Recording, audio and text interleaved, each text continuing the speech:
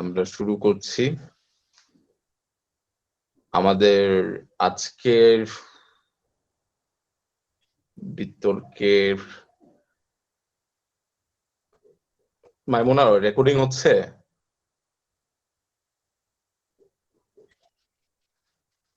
আচ্ছা, ঠিক আছে। আমরা আজকে সংসদীয় বিতর্কে খুব সাধারণ কিছু বিষয় নিয়ে আমরা আসলে জানবো। তবে সাধারণ কিছু বিষয় নিয়ে জানার আগে আমরা গত ক্লাসে শেষ ক্লাস অর্থাৎ প্র্যাকটিস এর আগে কি নিয়ে আলোচনা করেছিলাম সেই বিষয়ে যে কেউ একজন ব্রিফ করবেন। আসসালামু আলাইকুম ভাইয়া। ওয়ালাইকুম আসসালাম। হ্যাঁ, লাস্ট ক্লাসে পক্ষ দল ও বিপক্ষ দলের দ্বিতীয় ও তৃতীয় বক্তার কাজ সম্পর্কে আলোচনা করা হয়েছিল। আচ্ছা, কাজগুলা কি বলবো? একটু বিস্তারিতই বলেন, আমারই তো মনে নাই। সবাই পক্ষ দলের দ্বিতীয় বক্তার কাজ। প্রথমে ধন্যবাদ দিবেন, যুক্তি খণ্ডন করবেন। প্রথম বক্তার যুক্তি খণ্ডন করবেন বিপক্ষ দলের প্রথম বক্তা কর্তৃক অর্পিত দায়িত্ব পালন করবেন প্যারামিটার গুলো। সমাপনী বক্তব্য দিবেন বিপক্ষ দলের দ্বিতীয় বক্তার কাজ। যুক্তি খণ্ডন করবেন পক্ষ দলের দ্বিতীয় বক্তার।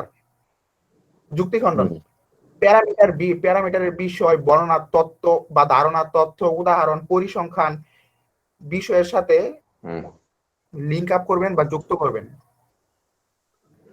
তৃতীয় বক্তা বা দলনেতার ভূমিকা। ধন্যবাদ দিবেন। যুক্তি খণ্ডন আগে পুরো বক্তব্য যুক্তি খণ্ডন বা পরেও দিতে পারেন। যদি কোনো প্যারামিটার বাকি থাকে সেই প্যারামিটারের ব্যাখ্যা দিয়ে যাবেন। দলীয় সমন্বয় প্রথম দ্বিতীয় বক্তা কি বলতে চেয়েছেন তার সংক্ষিপ্ত সারমর্ম ব্যাখ্যা করবেন। উপসংহার এবং শেষ। ওকে,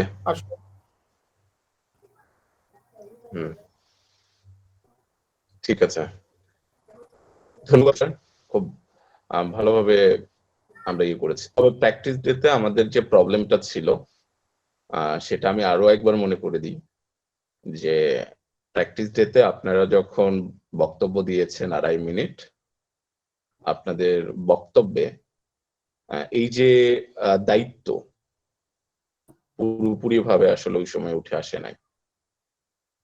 তো আপনারা চেষ্টা করবেন যে পরবর্তীতে যখন আবার আপনারা কাজ শুরু করবেন, অবশ্যই আমি আশা করি যে প্রত্যেকের কাছে নোট ডাউন আছে। আর নোট ডাউন যদি না থাকে তাহলে এগুলো তো ইউটিউবেও যাচ্ছে, ওখান থেকেও দেখে নিতে পারবেন। প্লিজ আপনারা যখন ডিবেট করবেন তখন অবশ্যই যাতে এই দায়িত্বগুলো, খুব সাধারণ দায়িত্বগুলো যাতে ঠিকঠাক আপনারা পালন। প্রথমে সংসদীয় বিতর্ক নিয়ে আমরা টুকিটাকি আলোচনা করব, তারপর আমরা আজকে স্ক্রিপ্ট নিয়ে একটু কথা বলবো। হ্যাঁ, সব শেষে স্ক্রিপ্ট নিয়ে আমরা কথা বলবো। হ্যাঁ, রেজাল্ট আমার কাছে আছে। মানে ব্যাপারটা হচ্ছে যে আমার আলসেমির কারণে রেজাল্টটা আমি মাইমুনের কাছে পৌঁছাইতে পারি নাই। তো আমি বলছি যে আজকে মাইমুন আমাকে বলছে, আমি মাইমুনকে বলছি যে আজকে আমি দিয়ে দেবো।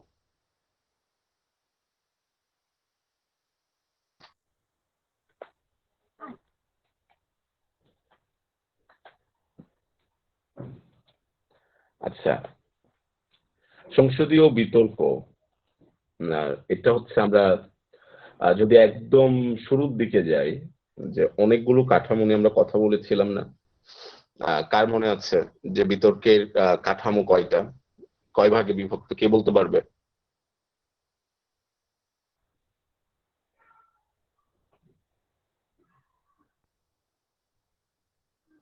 কেউ বলতে পারবে না? প্রত্যক্ষ ধারার বিতর্ক, জি ভাই বলতে পারবো। আর পরোক্ষ ধারার বিতর্ক। তাহলে বলো না কেন? আমি তো জানার জন্য তোমাদের বলছি, তাই না? তো সংসদীয় বিতর্কটা প্রত্যক্ষ ধারার বিতর্ক, সংসদীয় বিতর্কটা প্রত্যক্ষ ধারার বিতর্ক, তাই না? জি ভাইয়া। কি সংসদীয় বিতর্ক না ভাই, প্রত্যক্ষ ধারার বিতর্ক না? পরোক্ষ ধারার বিতর্ক। মাইক দিব এরকম অমনোযোগী স্টুডেন্টদের নিয়ে তো আসলে কিছু হয় না। কি এটা কি ধারার বিতর্ক? পরোক্ষ ধারার বিতর্ক। প্রত্যক্ষ ধারার বিতর্ক না পরোক্ষ ধারার বিতর্ক? পরোক্ষ ধারার বিতর্ক।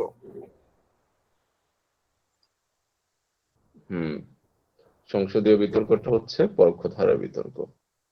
কেন পরোক্ষ ধারার বিতর্ক?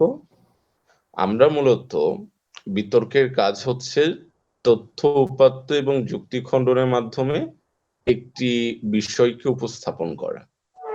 আমরা এখানেও তথ্য উপাত্ত যুক্তি খণ্ডনের মাধ্যমে একটি বিষয়ের পক্ষে বিপক্ষে অবস্থান গ্রহণ করি, কিন্তু সেটি একটা সাঁচে বা একটি আদলে বা একটি পোশাকে আমরা সেই বিতর্কটা করি। এই যে একটি সাঁচে বা আদলে বা পোশাক, সেটাই হচ্ছে আমাদের সংসদীয় ফরম্যাট। অর্থাৎ আমরা এখানে একটা সংসদীয় আবহ তৈরি করি। সংসদীয় আবহ তৈরি করার মাধ্যমে আমরা এখানে হচ্ছে বিতর্কটা করি। এই কারণে সংসদীয় বিতর্ক। বাংলাদেশে প্রচলন শুরু হয় 1990 সালের দিকে, এবং তারপরে পরবর্তী সময়টাতে এই বিতর্কটা ব্যাপক হারে বৃদ্ধি পেয়েছে। বাংলাদেশে সাধারণত দুই ধরনের সংসদীয় বিতর্কটা হয়ে থাকে। আমরা আজকে যে কাঠামো নিয়ে কথা বলছি সেটা হচ্ছে এপি ফরম্যাট বলে এই কাঠামোকে, অর্থাৎ এইটার ফুল ফর্ম হচ্ছে এশিয়ান পার্লামেন্ট। অর্থাৎ এশিয়ান পার্লামেন্ট এই কাঠামোতে যেটা হয়, যেটা খুবই বাংলাদেশের বাংলাদেশের সংসদীয় কাঠামো যদি আপনি চিন্তা করেন, এক স্তর বিশিষ্ট সংসদীয় কাঠামো। তো এই এপি ফরম্যাটটা হচ্ছে ওই রকম। আর আরেকটা হচ্ছে সেটা হচ্ছে BP format, British parliament format. আপনি যদি ব্রিটিশ পার্লামেন্ট দেখেন তাহলে ব্রিটিশ পার্লামেন্ট হচ্ছে দুইটা হাউস, অর্থাৎ দুই কক্ষ বিশিষ্ট তাদের সংসদ। সেখানে একটা হচ্ছে আপার হাউস আর একটা হচ্ছে লোয়ার হাউস। হ্যাঁ, একটা উচ্চ কক্ষ বিশিষ্ট আর একটা হচ্ছে নিম্ন কক্ষ বিশিষ্ট। তো ওই জায়গার বিতর্ক ফরম্যাট হচ্ছে আবার সম্পূর্ণ আলাদা। ওখানে হচ্ছে এপি ফরম্যাটে যেখানে আমাদের দুইটা দল থাকে, হ্যাঁ, ওই বিপি ফরম্যাটের ডিবেটে সেখানে 4টা দল থাকে। ঠিক আছে, আপার হাউসে 2টা দল থাকে, লোয়ার হাউসে 2টা দল থাকে। এই হচ্ছে 4টা দল, এবং 4টা দল একসাথে ডিবেট করে। এপি ফরম্যাটে যেটা হয় যে এখানে আমরা মানে একটা দলকে জয়ী পাই আর একটা দলকে বিজেতা পাই। আর বিপি ফরম্যাটে তখন নাম্বারের ভিত্তিতে একজন দ্বিতীয় হন, একজন তৃতীয় হন, অর্থাৎ একটা দল প্রথম হয়, একটা দল দ্বিতীয় হয়, একটা দল তৃতীয় হয় এবং একটা দল চতুর্থ হয়। যে দল প্রথম হয় সে দল 4 পয়েন্ট পায়, যে দল দ্বিতীয় হয় যে দল প্রথম হয় সে দল মূলত 3 পয়েন্ট পায়, যে দল দ্বিতীয় হয় সে দল 2 পয়েন্ট পায়, যে দল তৃতীয় হয় সে দল 1 পয়েন্ট পায়, যে দল চতুর্থ হয় সে দল কোনো নাম্বার পায় না। এরকমও একটা ইয়ে থাকে, কাঠামো থাকে। আবার 4, 2, 1, 0 এইরকমও থাকতে পারে। হ্যাঁ, তো এপি ফরম্যাটে যেখানে 3জন বিতর্ক করেন, বিপি ফরম্যাটে অর্থাৎ ব্রিটিশ পার্লামেন্ট ফরম্যাটে সেখানে আবার হচ্ছে প্রত্যেকটা দলে 2জন করে বিতর্ক করেন। ঠিক আছে, তো এইরকম বেশ মজার একটা ফরম্যাট হচ্ছে সংসদীয় বিতর্ক।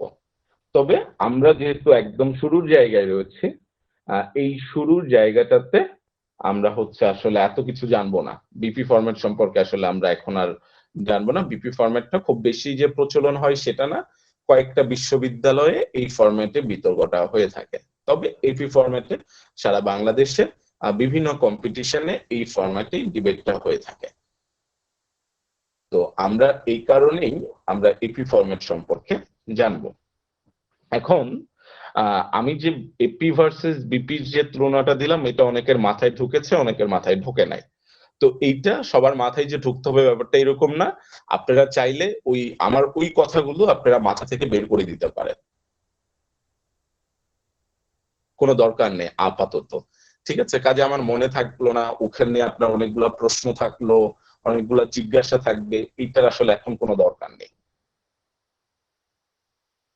মাথায় রাখবেন সেটা হচ্ছে যে আমরা সনাতনী বিতর্কের কর্মশালা করেছি। তো সনাতনী বিতর্কের সম্পর্কে আমরা জেনেছি। তো সনাতনী বিতর্কের সাথে এই বিতর্কের আসলে কিছু পার্থক্য আছে, ঠিক আছে? পার্থক্যটা কি, যে আমরা জানি যে সনাতনী বিতর্কে দলনেতা তিনি কি করেন, তিনি হচ্ছেন অ্যাজ এ থার্ড স্পিকার, অর্থাৎ তৃতীয় বক্তা হিসেবে বক্তব্য প্রদান করেন, তাই না? কিন্তু আমরা যদি হচ্ছে আহ সংসদীয় বিতর্কে আসি, তাহলে সংসদীয় বিতর্কে দলনেতা হচ্ছেন ফার্স্ট স্পিকার, অর্থাৎ প্রথম বক্তা হচ্ছেন সংসদীয় বিতর্কে দলনেতা। তাকে আমরা প্রধানমন্ত্রী বলি, আবার তাকে আমরা বিরোধী দলীয় নেতা বলি। একটা পার্থক্য, ঠিক আছে? এটা আপনারা মাথায় রাখবেন। 2 নম্বর পার্থক্য হচ্ছে যে সংসদীয় বিতর্কে আমরা সনাতনী বিতর্কে আমরা যেটা হয় যে যুক্তি খণ্ডনে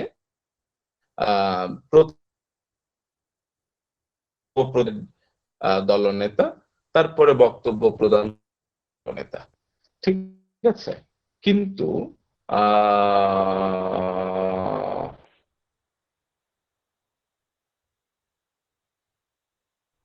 হ্যাঁ, প্রথমে বক্তব্য প্রদান করবেন হচ্ছে বিরোধী দলীয় নেতা, ঠিক আছে? তারপরে মানে বিপক্ষ দলের নেতা প্রথমে বক্তব্য প্রদান করবে, তারপরে বক্তব্য প্রদান করবেন, যুক্তি খণ্ডন করবেন সরকার দলের দলনেতা, অর্থাৎ পক্ষ দলের দলনেতা, ঠিক আছে? এটা একটা পার্থক্য। তারপর হচ্ছে 3 নম্বর পার্থক্য হচ্ছে যে সংসদীয় বিতর্কে যুক্তি খণ্ডনে আমাদের 3 মিনিট সময় থাকে, যুক্তি খণ্ডনে আমরা 2 মিনিট সময় পাই, ঠিক আছে? এইগুলো হচ্ছে পার্থক্য। তাছাড়া মোটামুটি ভাবে সংসদীয় বিতর্ক এবং সনাতনী বিতর্ক, বা সনাতনী বিতর্ক এবং সংসদীয় বিতর্ক মোটামুটি ভাবে এক, ঠিক আছে? তো তাহলে আমরা পার্থক্য কি কি আমরা কি কারো কাছ থেকে জানতে পারি? কেউ কি বলবেন?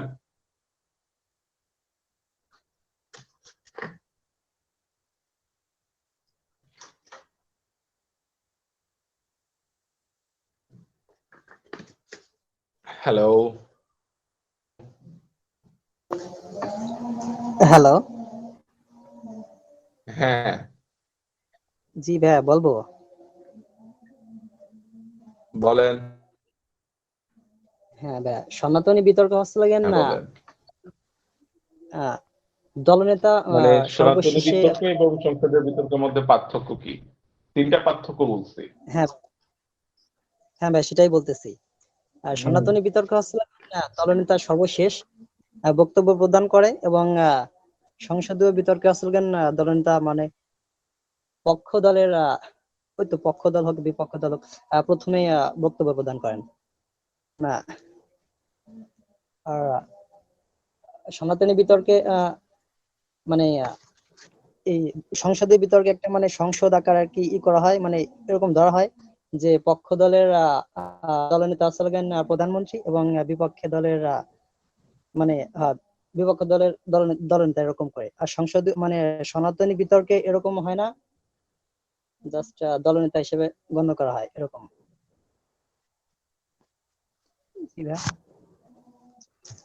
আচ্ছা, আর মনে হয় না খুব সহজ কথা। পার্থক্য হচ্ছে 3টা। প্রথম পার্থক্য হচ্ছে যে সনাতনী বিতর্কে দলনেতা 3 নম্বরে বক্তব্য প্রদান করতেন, আর মানে 3 নম্বর স্পিকার হিসেবে বক্তব্য প্রদান করতেন। সংসদীয় বিতর্কে দলনেতা প্রথম 1 নম্বর স্পিকার হিসেবে বা 1 নম্বর বক্তা হিসেবে বক্তব্য প্রদান করে। এটা একটা পার্থক্য। দ্বিতীয় পার্থক্য হচ্ছে যে যুক্তি খণ্ডনে সনাতনী বিতর্কে কি হতো, যুক্তি খণ্ডনে সনাতনী বিতর্কে প্রথমে পক্ষ দল কথা বলতো, তারপর বিপক্ষ দল কথা বলতো। কিন্তু সংসদীয় বিতর্কে যুক্তি খণ্ডনে প্রথমে বিপক্ষ দলের দলনেতা কথা বলবে, তারপর পক্ষ দলের দলনেতা কথা বলবে। 2 নম্বর পার্থক্য। আচ্ছা 3 ভাইয়া, নম্বর পার্থক্য হচ্ছে সনাতনী বিতর্কে আমরা 2 মিনিট করে সময় পেতাম যুক্তি খণ্ডনে, সেখানে আমরা হচ্ছে সংসদীয় বিতর্কে সময় পাবো 3 মিনিট করে। এটা হচ্ছে 3 নম্বর আচ্ছা পার্থক্য, ঠিক আছে? ওকে, ভাইয়া, সনাতনী আমরা ভাইয়া একটা কোশ্চেন ছিল ভাইয়া। হ্যাঁ ভাইয়া, সনাতনী বিতর্কে কি মানে বক্তব্যের মাঝে কি প্রশ্ন ছুড়ে দেওয়া যায়? না না, কোনো প্রশ্ন ছুড়ে দেওয়া যায় না। সংসদীয় বিতর্কে বক্তব্যের মাঝে প্রশ্ন ছুড়ে দেওয়া যায়, এটা 4 নম্বর পার্থক্য। খুব একটা ভালো পার্থক্য, পার্থক্য। জি। হ্যাঁ, আচ্ছা, তারপরে আমরা হচ্ছে কাঠামোতে চলে আসব। জানি যে সংসদীয় বিতর্কে এখানে লেখা আছে যে সংসদীয় বিতর্কে দুটি দল অংশগ্রহণ করবে। দুই দলকে সরকারি ও বিরোধী দল হিসেবে গণ্য করা হয়। ও বিরোধী দল, সরকারি দল মানে হচ্ছে পক্ষ দল, যে একটা বিষয়ের পক্ষে বলবে সে হচ্ছে সরকারি দল। হ্যাঁ, আর যে বিষয়ের বিপক্ষে বলবে সে কি দল? বিরোধী দল। বিরোধী দল। হ্যাঁ, সে হচ্ছে বিরোধী দল। যে হচ্ছে বিষয়ের বিপক্ষে বলবে সে হচ্ছে বিরোধী দল। ওকে,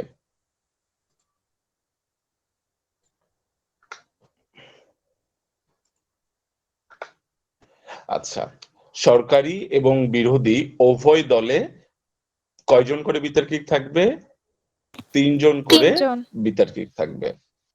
হ্যাঁ, তবে 2 জনের সংসদীয় বিতর্ক অনুষ্ঠিত হতে পারে। সেটা আমি বললাম না, বিপি ফরম্যাটের কথা বললাম না? সেই বিপি ফরম্যাটে কয়জন থাকেন? সেই বিপি ফরম্যাটে 2 জনও থাকতে পারে। ঠিক আছে, সেই ক্ষেত্রে নিয়ম সবই 3 জনের সাথে একই থাকবে, তবে বক্তার সম্বোধন হবে 3 জনের জায়গায়। সংসদীয় বিতর্কে প্রথম, দ্বিতীয় এবং তৃতীয় বক্তার সম্বোধনটা কিরকম হবে? সরকারি দল অর্থাৎ পক্ষ দল।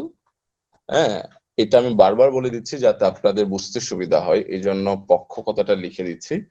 প্রথম বক্তা, যিনি প্রথম বক্তা তাকে আমরা বলে থাকি হচ্ছে প্রধানমন্ত্রী বা হচ্ছেন সংসদ নেতা। ঠিক আছে, আর যিনি হচ্ছেন দ্বিতীয় বক্তা তাকে আমরা বলে থাকি মন্ত্রী বা সরকার দলীয় হুইপ। ঠিক আছে, যিনি হচ্ছেন তৃতীয় বক্তা তাকে আমরা বলে থাকি সরকার দলীয় সংসদ সদস্য। ঠিক আছে, বিরোধী দল অর্থাৎ বিপক্ষ দল। ঠিক আছে, বিপক্ষ দলে যিনি প্রথম বক্তা তাকে আমরা বলে থাকি বিরোধী দলীয় নেতা। ঠিক আছে, বিপক্ষ দলে যিনি দ্বিতীয় বক্তা তাকে আমরা বলে থাকি বিরোধী দলীয় উপনেতা বা বিরোধী দলীয় হুইপ। এবং বিপক্ষ দলের যিনি বিরোধী দলের যিনি তৃতীয় বক্তা তাকে আমরা বলে থাকি বিরোধী দলীয় সংসদ সদস্য। ঠিক আছে, ওকে। প্রধানমন্ত্রী কে বলেন তো? প্রধানমন্ত্রী আমাদের আচ্ছা, এবারে কিছু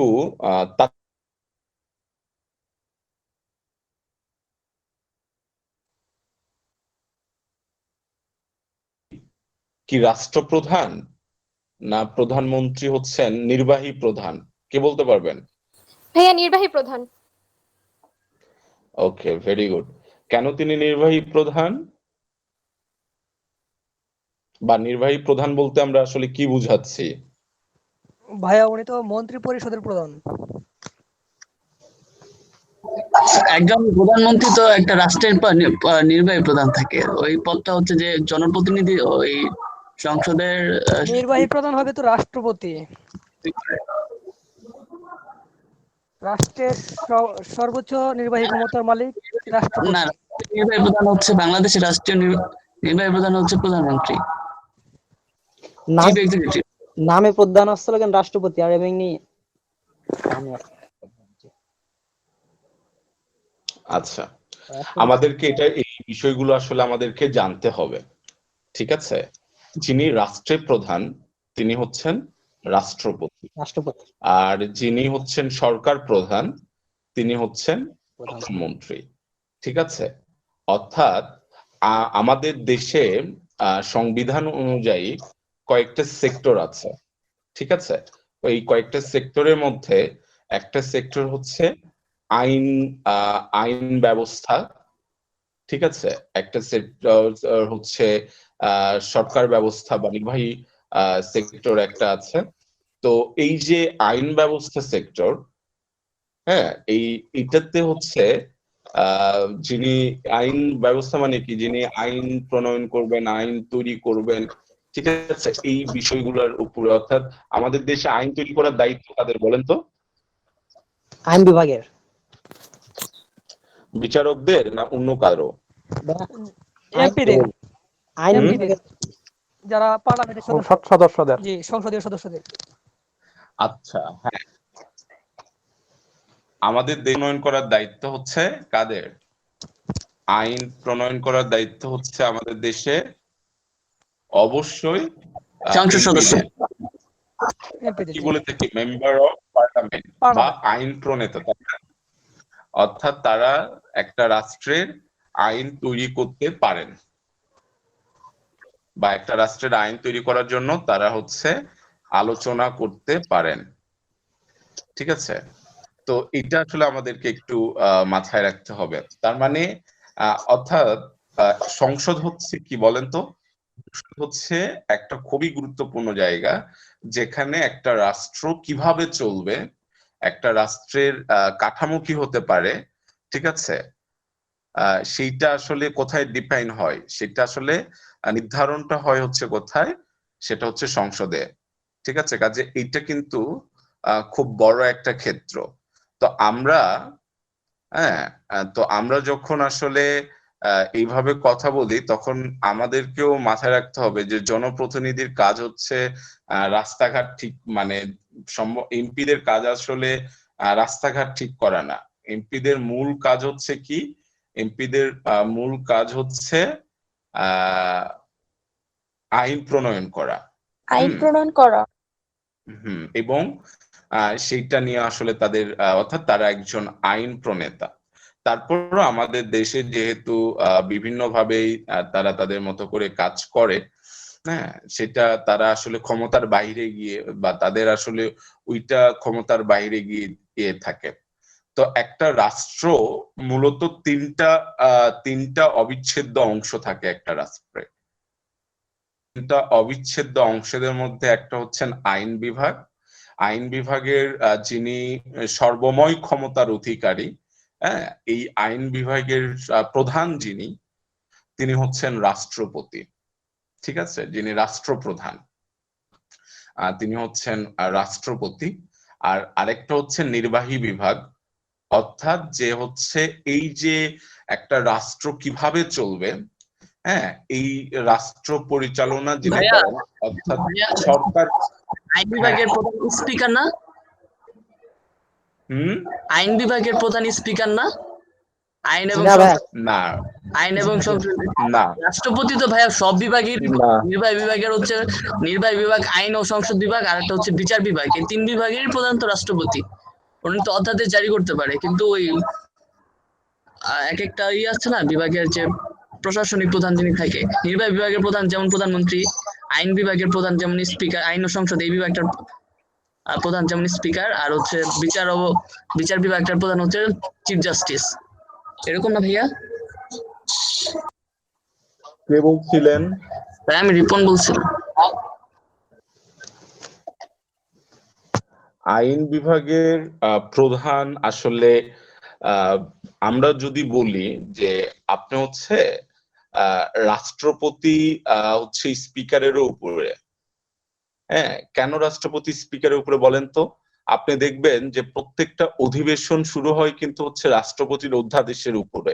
ঠিক আছে, রাষ্ট্রপতি যখন বলেন যে মানে এটা শুরু করতে হবে, হ্যাঁ, তখন হচ্ছে কি হয় যে তারপরেই কিন্তু এইটা শুরু হয়। ঠিক আছে, কাজে আইন বিভাগের প্রধান হচ্ছেন রাষ্ট্রপতি। তো রাষ্ট্রপতির কোনো নির্বাচিত প্রতিনিধি না। প্রশাসনিক প্রধান নেই, আমি ক্লিয়ার করি, তারপরে আপনারা বুঝতে পারবেন।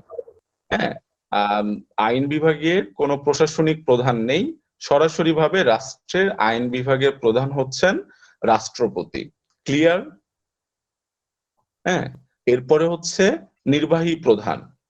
ঠিক আছে, বা নির্বাহী বিভাগের প্রধান যিনি, আমাদের রাষ্ট্রের মানে রাষ্ট্রের যিনি নির্বাহী প্রধান, তিনিও হচ্ছেন রাষ্ট্রপতি। আর এমনি হচ্ছে আইন বিভাগের পরে যেটা থাকে সেটা হচ্ছে নির্বাহী বিভাগ। নির্বাহী বিভাগটা কি করে? নির্বাহী বিভাগটা হচ্ছে একটা দেশ পরিচালনা করে, মানে একটা সরকার। সরকারের কাজ হচ্ছে একটা রাষ্ট্র পরিচালনা করা, ঠিক আছে? অর্থাৎ এটা হচ্ছে প্রধানমন্ত্রী। সরকারের একটা রাষ্ট্রের মধ্যে কি থাকে, মন্ত্রণালয় থাকে, ওই মন্ত্রণালয়ের অধীনে কি থাকে, অধিদপ্তর থাকে, উপ অধিদপ্তর থাকে, জেলা, উপজেলা, বিভিন্ন কিছু বিস্তৃত না? এই সমস্ত কিছু পরিচালনা যিনি করবেন বা যারা করেন সেটা হচ্ছে সরকার, ঠিক আছে? এই সরকার বা এই নির্বাহী বিভাগের যিনি প্রধান, তিনি হচ্ছেন কে? প্রধানমন্ত্রী। প্রধানমন্ত্রী, ঠিক আছে? আর আরেকটি স্তম্ভ হলো রাষ্ট্রের, সেটা হচ্ছে বিচার বিভাগ, ঠিক আছে? এই বিচার বিভাগের যিনি প্রধান, তিনি বিচারপতি প্রধান। হচ্ছেন প্রধান বিচারপতি বা বিচারপতি, ঠিক আছে? হুম। এটা কি বোঝা গেছে? আর কারো কোনো প্রশ্ন আছে এই ব্যাপারে? না ভাইয়া। জি না ভাইয়া। এখন এটা আমরা কেন বলতেছি যে আপনিও সংসদীয় বিতর্কের সাথে আসলে খুব বেশি যেটার গুরুত্ব আছে, ব্যাপারটা আসলে ওইরকম না, কিন্তু এইটা বলার একটা উদ্দেশ্য হচ্ছে যাতে আপনারা হচ্ছে এই জিনিসটা বোঝেন, অর্থাৎ একটু হলেও যাতে আমরা বলি যে চাকরির পরীক্ষাতে এই জিনিসগুলো খুব বেশি গুরুত্বপূর্ণ, ঠিক আছে? তখন কিন্তু আপনাদের আসলে লাগবে, বা আপনাদের তখন হচ্ছে এই জিনিসগুলো আপনাদের তখন কাজে দিবে। তো এই জন্যই আপনাদেরকে এই জিনিসগুলো একটু বোঝানোর চেষ্টা করা হচ্ছে। ওকে, এখন আপনাদেরকে আরো কিছু মজার জিনিস মজার কিছু ফ্যাক্ট বুঝাই, তারপরে আমার আলোচনা মোটামুটি শেষের দিকে। সংসদে একটা আইন কিভাবে পাশ হয়, এখানে রাষ্ট্রবিজ্ঞানে কেউ আছেন? জি ভাইয়া। পলিটিক্যাল সায়েন্স বা রাষ্ট্রবিজ্ঞান জি ভাইয়া, জি ভাইয়া আছি। বলেন, একটা সংসদে একটা আইন পাশ করার পদ্ধতি কি? ব্যাস লাগেন না। আমি যদি সংসদে একটা আইন পাশ করাইতে চাই, কিভাবে করাতে বলেন? আমি তো পারবো না, কিন্তু সংসদে একটা আইন কিভাবে পাশ হয় বলেন, প্রক্রিয়াটা বলেন। প্রক্রিয়া আসলে লাগেন সংসদের সদস্যদের মানে বেশিরভাগ সদস্যদের মানে মত থাকা দরকার। মানে আইনটা উপস্থাপনা করার পর 1/3 যদি মানে এটার প্রতি হ্যাঁ জানা মানে কি হ্যাঁ মতবাদ দেয়, পাশ হবে আর কি। হ্যাঁ, হা ভোট না ভোট। 1/3 না 2/3? 2/3 জি ভাই, 2/3 মানে 3 ভাগের 2 ভাগ। আচ্ছা ভাই এই প্রশ্ন এর আগে কি আচ্ছা, স্পিকারের কাছে ও বলতে পারে নাই। আমি যদি সংসদে আমরা যে বিষয়টা বলি, সংসদে হচ্ছে দুইটা জিনিস উত্থাপন করা যায়, একটা হচ্ছে প্রস্তাব আর একটা হচ্ছে বিল, ঠিক আছে? একটা হচ্ছে প্রস্তাব আর একটা হচ্ছে বিল। হ্যাঁ, প্রস্তাবটা হচ্ছে 350 জন সংসদ সদস্য বাংলাদেশে আছেন, এই 350 জনের যে কেউ একটা প্রস্তাব সংসদে উত্থাপন করতে পারবেন, ঠিক আছে? এই 350 জনের মধ্যে যে কেউ একটা প্রস্তাব যদি সংসদে উত্থাপন করেন, এটা বিতর্কের নিয়ম না, বিতর্কের নিয়ম হচ্ছে শুধুমাত্র প্রধানমন্ত্রী প্রস্তাব উত্থাপন করতে পারবেন, কিন্তু বাংলাদেশের সংসদের নিয়মটা বলছি, সেখানে যে কেউ কোন সংসদ সদস্য একটা প্রস্তাব উত্থাপন করতে পারবেন। এই ক্ষেত্রে আগে থেকে তাকে হচ্ছে স্পিকারকে জানায় রাখতে হয়, তাকে ফ্লোর দিলে তিনি তখন হচ্ছে প্রস্তাব উত্থাপন করবেন, ঠিক আছে? বিভিন্ন রকম প্রস্তাব হচ্ছে, একটা প্রস্তাব দিতেই পারেন, হ্যাঁ, যে ধরেন যে খুব ভালো একটা প্রস্তাব দিল যে এই করোনা কালে শিক্ষার্থীদেরকে সকল স্তরের শিক্ষার্থীদেরকে উপবৃত্তি দেওয়া হবে, ঠিক আছে? এটা হচ্ছে একটা প্রস্তাব। একজন সংসদ সদস্য বললেন যে শিক্ষার্থীরা এই করোনা কালে মারাত্মকভাবে ক্ষতিগ্রস্ত হয়েছে, পড়াশোনার দিক দিয়েও ক্ষতিগ্রস্ত হয়েছে, আর্থিক দিক দিয়েও ক্ষতিগ্রস্ত হয়েছে, তাদের হচ্ছে আসলে আমরা প্রত্যেকটা সেক্টরেই আমরা হচ্ছে মানুষদেরকে বিভিন্ন রকম অনুদান দিয়েছি, আমাদের মনে হয় শিক্ষার্থীদের একটা উপবৃত্তি চালু করা প্রয়োজন, যাতে করোনা পরবর্তী সময় তাদের পড়াশোনা চালিয়ে নেওয়া যাওয়ার ক্ষেত্রে যাতে তারা দ্রুত এটা রিকভারি করতে পারে। অর্থাৎ এই জন্য আমি প্রস্তাব দিচ্ছি যাতে প্রত্যেক শিক্ষার্থীদের স্কুল, কলেজ, বিশ্ববিদ্যালয়ের পর্যায়ে যারা আছে প্রত্যেক শিক্ষার্থীদেরকে যেন উপবৃত্তির আওতায় নিয়ে আসা হয়। এটা একটা প্রস্তাব, এটা হচ্ছে একজন সংসদ সদস্য দিতে পারেন, ঠিক আছে? এই প্রস্তাবটা তিনি যখন দিলেন তখন এইটা নিয়ে আবার কথা হবে, সংসদের মধ্যে এটা নিয়ে আলোচনা হবে, সমালোচনা হবে। কারো প্রস্তাব পছন্দ হলে তিনি কিছু পয়েন্ট হয়তো বা প্রস্তাবটা পছন্দ হয়েছে কিন্তু কিন্তু কিছু পয়েন্ট তিনি পরিবর্তন করতে বলবেন, এইটা বলবেন সেটা বলবেন। বলার পরে আলোচনা সমালোচনা হওয়ার পরে বলবেন যে অমুক সংসদ সদস্য কর্তৃক গৃহীত প্রস্তাবটি পক্ষে যারা আছেন তারা হ্যাঁ বলুন, বিপক্ষে যারা আছেন তারা না বলুন। ঠিক আছে, এইটা তখন হচ্ছে যদি এটা খুব ভালো প্রস্তাব হয় তাহলে মানুষ হ্যাঁ বলবে, হ্যাঁ, তাহলে যদি খারাপ প্রস্তাব হয় তাহলে মানুষ মানে যদি পছন্দ না হয় তাহলে না বলবে। বাংলাদেশের প্রেক্ষাপটে যদি বিরোধী দলের কোন সংসদ সদস্য যদি হাজারতম ভালো প্রস্তাব উত্থাপন করে তারপরও বাংলাদেশের ওইটাতে না ভোটাই যাবে। ঠিক আছে, কোন প্রস্তাবই তারা পাশ করতে দিবে না। কিন্তু উন্নত বিশ্বে যেটা হয় যে উন্নত বিশ্বে এই ধরনের নিয়ম নেই। একটা ভালো প্রস্তাব যদি আসে দেশের স্বার্থে সেইটাতে অনেকে হ্যাঁ বলেন, তিনি যদি বিরোধী দলীয় নেতাও উত্থাপন করেন তারপর অনেকে হ্যাঁ বলেন।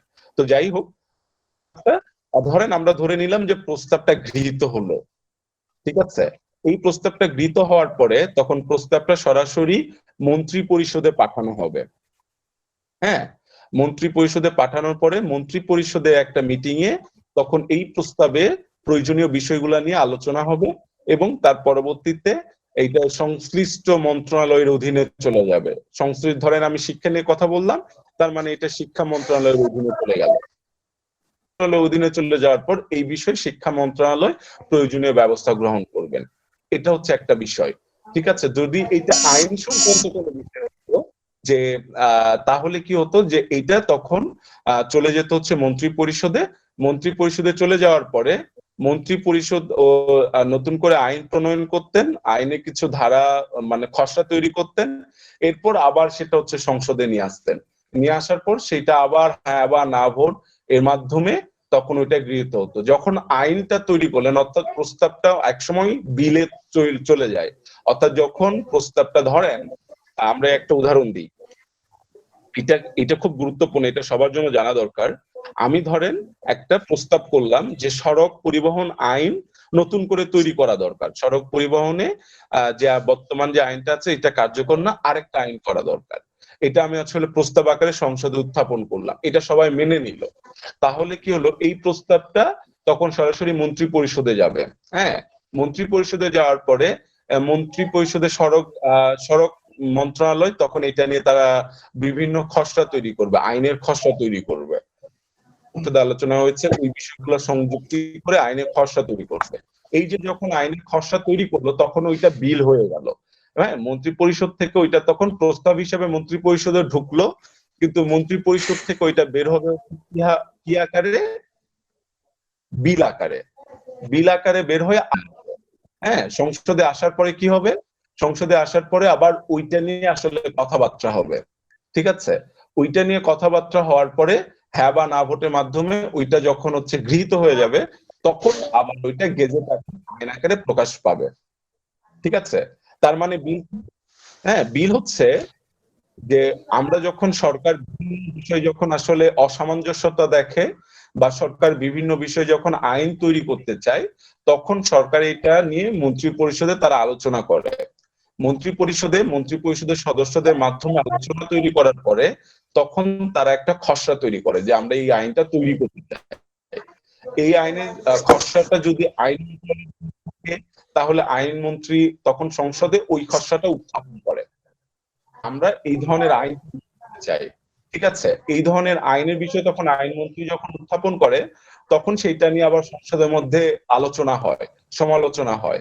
ঠিক আছে, এরপরে অনেক সংসদ সদস্য তখন এই প্রস্তাবের আরো কিছু প্রস্তাব যুক্ত করতে পারে, আরো কিছু পয়েন্ট দেয়, তখন আলোচনা হয়ে ওই জায়গায় হ্যাঁ বা না ভোটের মাধ্যমে তখন যদি গৃহীত হয় তখন সেটা পরবর্তীতে আইন হিসেবে চলে যায়। আমরা জানলাম যে প্রস্তাব এটা হচ্ছে যে কেউ উত্থাপন করতে পারে, আর বিল উত্থাপন করে সাধারণত মন্ত্রী পরিষদ থেকে ওইটা বিল আকারে সংসদে আসে, তারপর এটা উত্থাপন হয়। ঠিক আছে, এইটা আমাদের আসলে আউট নলেজ হিসাবে এই জিনিসটা জানা দরকার যে আমাদের সংসদ কিভাবে কাজ করে। ঠিক আছে, আর বেশি কিছু না, এটার সাথে আসলে কোনো সম্পর্ক নাই। হ্যাঁ, তো আমরা জানলাম যে বিতার্কিকদের পরিচিতি আমরা জানলাম, সরকারি দল কিভাবে কাজ করে, বিরোধী দলকে আমরা কিভাবে সমর্থন করবো এটা আমরা জানলাম। এখন হচ্ছে যে বক্তব্যটা আমরা কিভাবে দেব। হ্যাঁ, কারো কোনো প্রশ্ন আছে? লাজুকি আপু আসছে। আচ্ছা, স্বাগত জানাচ্ছি লাজুকি। আমরা এরপরে হচ্ছে বক্তব্যের ক্রম আমরা কিভাবে দিব সেটা আমরা যদি চিন্তা করি, প্রধানমন্ত্রী আগে বক্তব্য দিবেন, ঠিক আছে।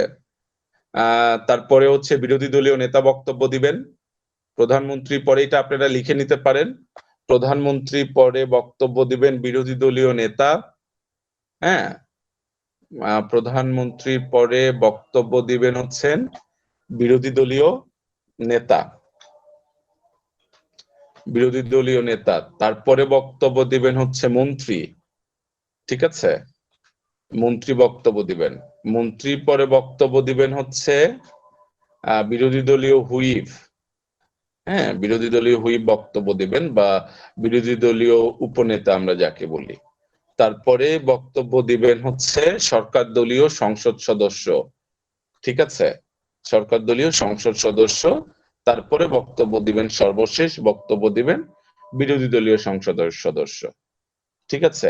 এইটা হচ্ছে বক্তব্যের ক্রম। যুক্তি খণ্ডনের ক্ষেত্রে প্রথমে বক্তব্য দিবেন বিরোধী দলীয় নেতা, তারপরে বক্তব্য দিবেন হচ্ছেন প্রধানমন্ত্রী, ঠিক আছে। এইটা হচ্ছে যুক্তি খণ্ডনের নিয়ম। হ্যাঁ, এটা হচ্ছে গেল। অর্থাৎ আমরা কি জানলাম? আমরা জানলাম কাঠামো, আমরা জানলাম প্রস্তাব কি, বিল কি, আমরা জানলাম বিতার্কিকদের পরিচিতি, আমরা জানলাম বক্তব্য প্রদানের ক্রম, আমরা তারপরে জানবো হচ্ছে মানে হচ্ছে আমরা এটাও জেনে রাখি যে বক্তব্যটা দুই ধরনের, একটা হচ্ছে গঠনমূলক, খণ্ডন। অর্থাৎ প্রথম যেটা আলোচনা, প্রথম 6 জন বক্তা যে বক্তব্যটা দেয় সেটা হচ্ছে গঠনমূলক, তারপরে 2 জন দলনেতা যে বক্তব্যটা দেয় সেটা হচ্ছে যুক্তি খণ্ডন, ঠিক আছে। যিনি বিতর্ক পরিচালনা করেন তিনি হচ্ছেন সভাপতি, থাকেন না, তখন আমরা তাকে কি মাননীয় এবং মহামান্য, এই দুই শব্দ কাকে, মানে কাকে আমি মাননীয় বলবো বা সম্মানিত বলবো, আর কাকে আমি মহামান্য বলবো, কে বলতে পারবেন? মাননীয় প্রধানমন্ত্রী থাকে, আর হচ্ছে মহামান্য বিচারপতি, আদালত। মহামান্য কাকে বলবো আর মাননীয় কাকে বলবো? মহামান্য বলা। রাষ্ট্রপতি আর এদেরকে আদালত, এদেরকে হচ্ছে মহামান্য বলে, আর মাননীয় প্রধানমন্ত্রী এদেরকে for the Bangladesh ranking on 146 sorry on 146 among the most. আর হচ্ছে যিনি হচ্ছেন আদালতকে আমি কেন, কারণ আদালতের যিনি প্রধান তিনি তো হচ্ছেন রাষ্ট্রপতি, এই জন্যই আসলে আদালতকেও মহামান্য বলা হয়। আর হচ্ছেন রাষ্ট্রপতি, মূলত রাষ্ট্রপতি ব্যতীত কোনো মানুষের ক্ষেত্রে রাষ্ট্রপতি ব্যতীত আমরা আর কাউকে মহামান্য বলতে পারি না, ঠিক আছে। বাকি সবাইকে আসলে আমরা বলবো হচ্ছে মাননীয়, ঠিক আছে। মাননীয়টা আমরা বলবো হচ্ছে যিনি জনপ্রতিনিধি, ঠিক আছে, জনগণের ভোটে যিনি নির্বাচিত তাকে আমরা মাননীয় বলি, ঠিক আছে, সম্মানিত।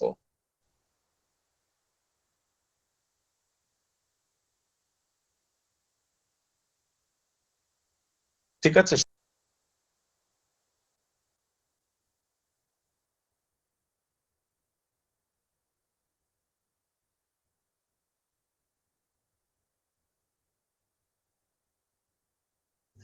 আমিও শুনতে পাচ্ছি না। ভাইয়াকে আমিও শুনতে পাচ্ছি না। ভাইয়ার কোনো সমস্যা?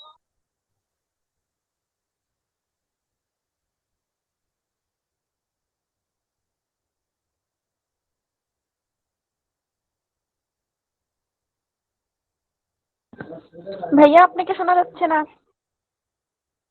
সংসদ সদস্যকে, মন্ত্রীকে মাননীয় বলতে পারি, আর সরকারি যিনি কর্মকর্তারা রয়েছেন তাদেরকে আমরা সম্মানিত বলতে পারি।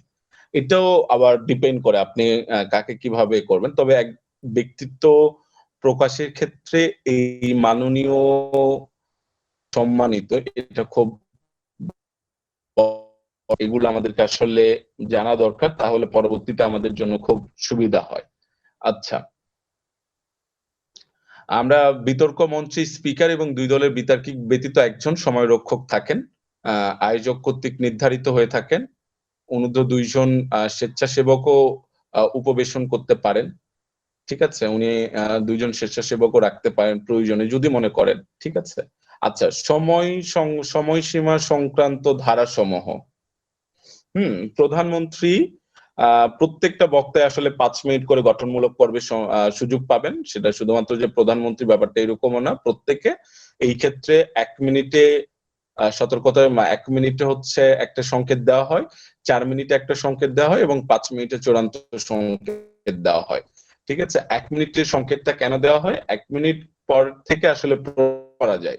1 মিনিটের আগে কাউকে আমরা কোনো প্রশ্ন করতে পারি না, 1 মিনিট পর থেকে আমরা আসলে প্রশ্ন করতে পারি। সেই ক্ষেত্রে কিভাবে প্রশ্ন করতে হয় ওইটা আমরা পরবর্তীতে জেনে নিব। এখন আমরা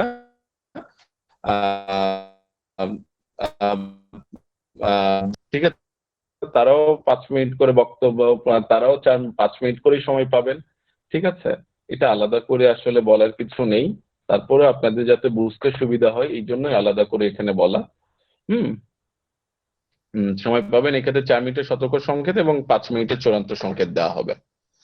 হ্যাঁ, যুক্তি খণ্ডন পর্বে বিরোধী দলীয় নেতা 3 মিনিট সময় পাবেন, অর্থাৎ যুক্তি খণ্ডন পর্বে 2 মিনিট, সবাই 3 মিনিট করেই সময় পাবেন, 2 জন বক্তা। এক্ষেত্রে 2 মিনিট শেষে একটা সতর্ক সংকেত, 3 মিনিটের চূড়ান্ত সংকেত দেওয়া হবে। এটা প্রধানমন্ত্রীর ক্ষেত্রেও সেম, 2 মিনিটে সতর্ক সংকেত, 3 মিনিটে চূড়ান্ত সংকেত দেওয়া হবে। প্রত্যেক বক্তাকে অবশ্যই তার নির্ধারিত সময়ের মধ্যে বক্তব্য শেষ করতে হবে। এখন যেটা হয় যে আপনি 5 মিনিটের বক্তব্য ক্ষেত্রে অন্তত 5 মিনিট 15 সেকেন্ডের মধ্যে শেষ করলেও আসলে, কিন্তু তারপরে যদি হচ্ছে আপনি শেষ না করতে চান, তাহলে যেটা হবে যে আপনাকে ইয়ে করতে হয়, তখন আপনার পয়েন্ট কাটতে পারে বিরোধী দল। ঠিক আছে। আচ্ছা, সংসদীয় বিতর্কে মঞ্চ ও স্থানকে অধিবেশন কক্ষ বা হাউস বলে অভিহিত করা হয়। এটা খুব মজার। ধরেন মানে যেখানে বিতর্ক হচ্ছে ওই একটা অধিবেশন কক্ষ, ওখানে যারা দর্শক তারাও সংসদ সদস্য। ঠিক আছে। এই মানে দর্শকদেরকেও সাধারণত সংসদ সদস্য হিসেবে বিবেচনা করা হয়। তবে হ্যাঁ, বিশেষ করে যদি আপনারা কিরণ বিতর্ক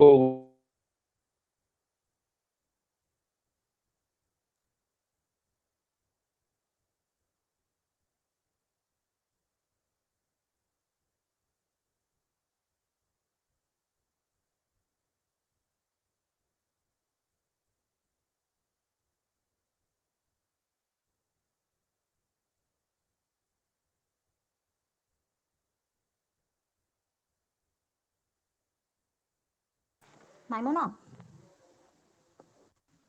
ভাইয়াকে একটু ফোন দিয়া বল যে ভাইয়ার নেটে প্রবলেম করতেছে, ভাইয়ার কথা হচ্ছে কেটে কেটে আসতেছে।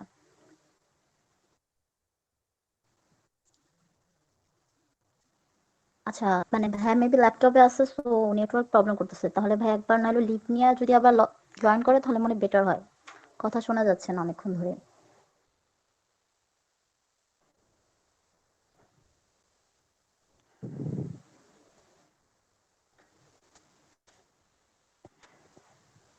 ভাই অলরেডি লিভ নিয়েছে।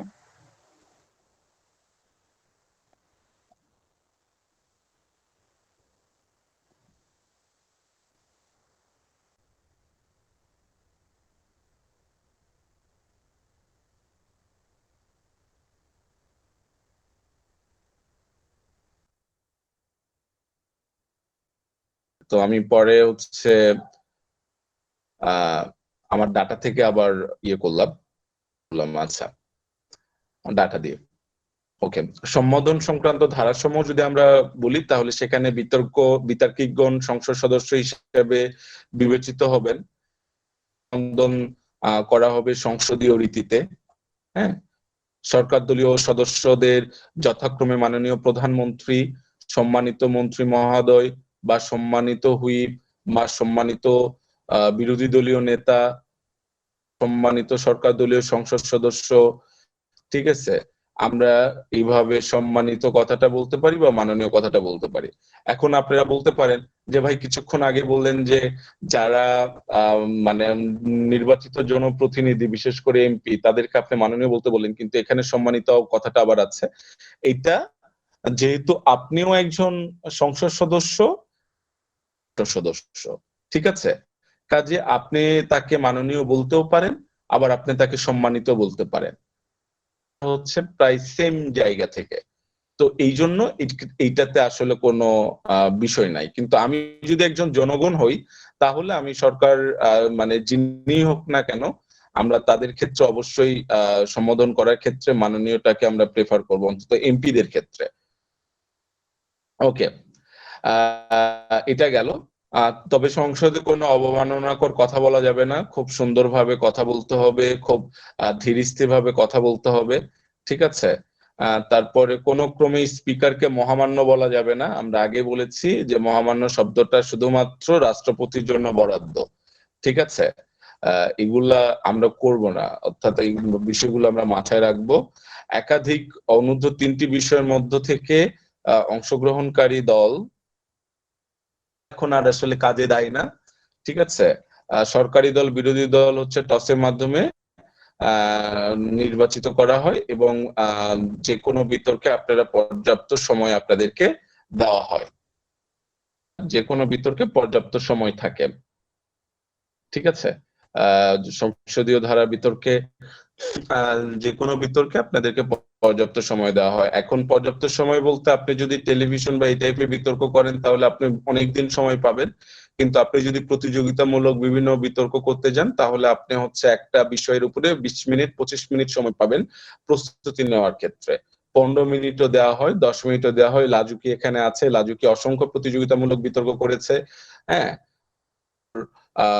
আরো অনেকে আছে যারা খুব আমাদের হয়ে বিভিন্ন প্রতিযোগিতামূলক বিতর্কে অংশগ্রহণ করত।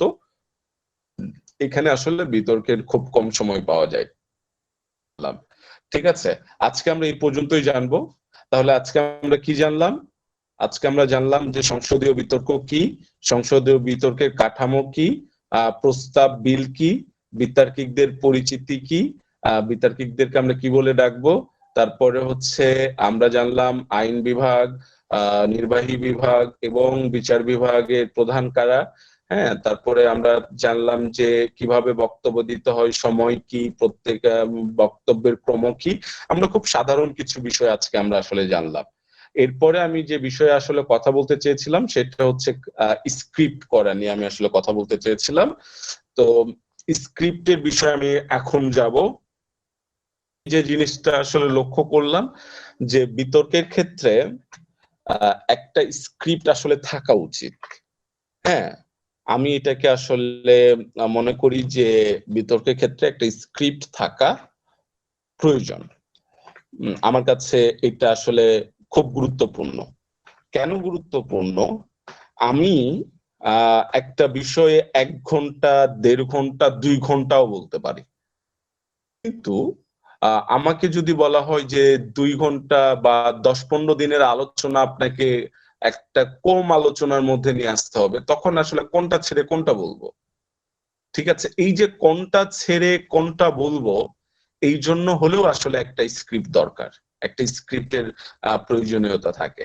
এই জন্য আমাদের স্ক্রিপ্ট থাকা দরকার, অর্থাৎ আমি 5 মিনিটে কি কি বলবো নির্ধারিত করে নেব যে আমি 5 মিনিটে এই বিষয় বলবো এবং এই বিষয় থাকবে এবং এই বিষয়ের বাইরে আমি কিছু বলবো না, হবে তখন আমি আসলে গুছিয়ে বলতে পারবো।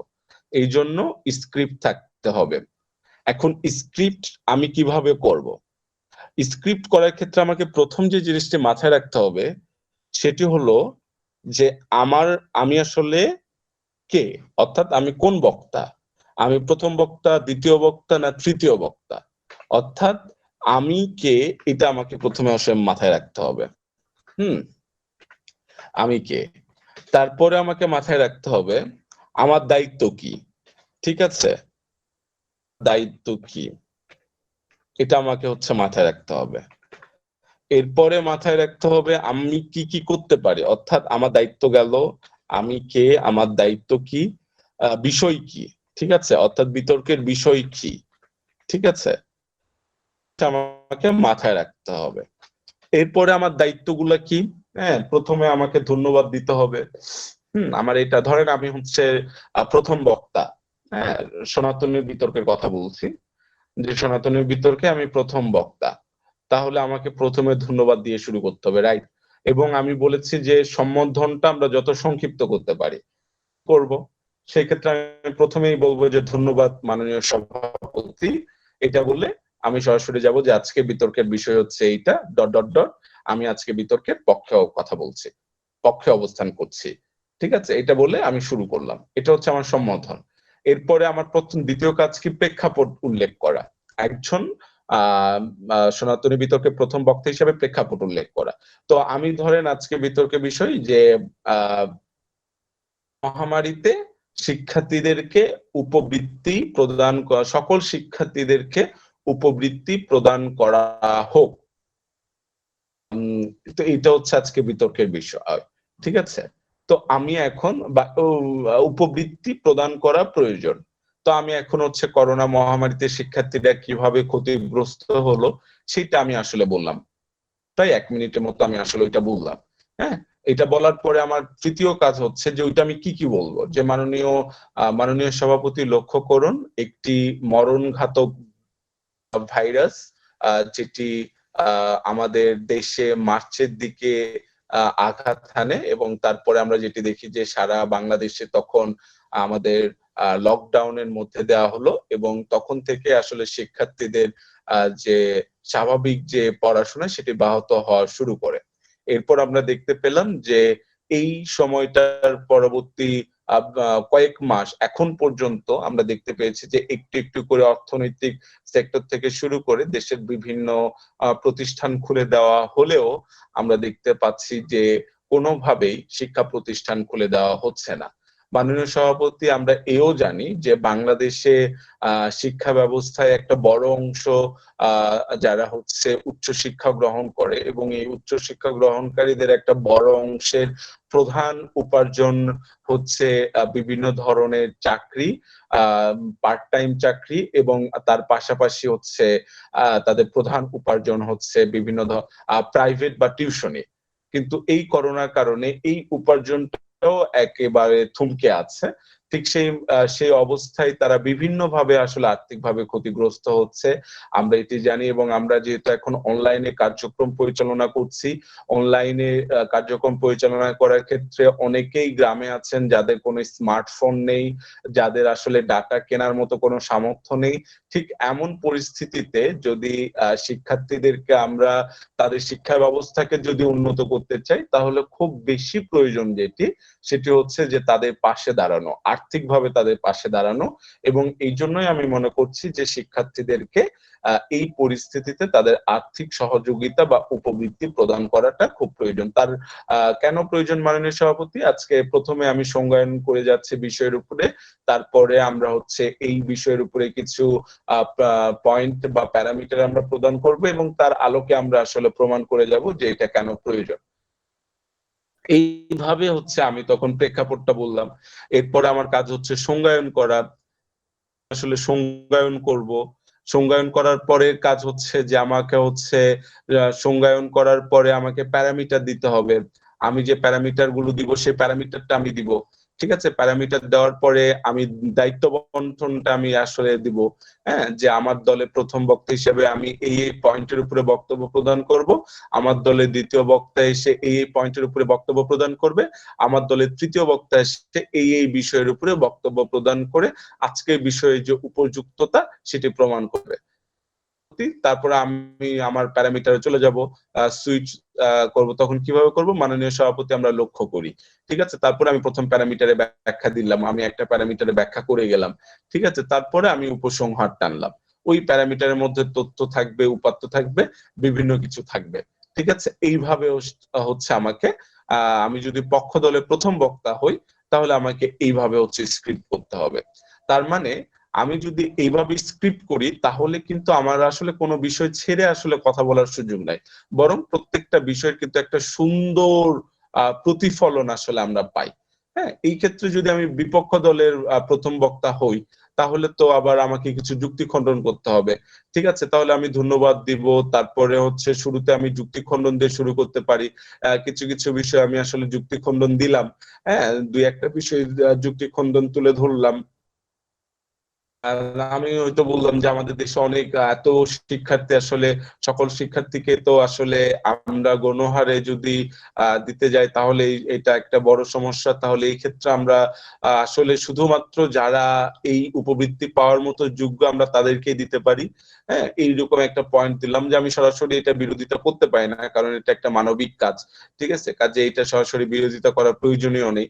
তবে সেই ক্ষেত্রে আমরা যাচাই বাছাই করে যাতে দিই, এটা আমাদের বিরোধিতার জায়গা। বা এই রকম কিছু বিষয় আমরা তুলে ধরলাম, তারপরে আমরা আসলে ইয়ে করা শুরু করলাম। ঠিক আছে, পয়েন্ট টু পয়েন্ট আমরা আসলে যাওয়া শুরু করলাম।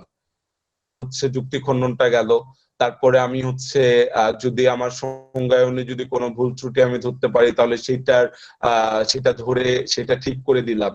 তারপরে আমি আমার প্যারামিটার দিব, প্যারামিটার অনুযায়ী দায়িত্ব বন্টন করব, দায়িত্ব বন্টন করার পরে আমি হচ্ছে আমার যে পয়েন্টের ব্যাখ্যা সেই পয়েন্টের ব্যাখ্যা দিব, এবং তারপরে সেটা উপযুক্ততা আমি প্রমাণ করে যাব। এই যে প্রত্যেকটা বিষয়, এই বিষয়গুলোতে না আপনাদের স্ক্রিপ্টে এই বিষয়গুলো, অর্থাৎ আপনি মুখে যেটা বলবেন সেইটা আগে লিখে ফেলবেন, পরে সেইটা আপনি মুখে বলার চেষ্টা করবেন। ঠিক আছে, তাহলে জিনিসটা হচ্ছে প্রতিফলনটা ঘটবে।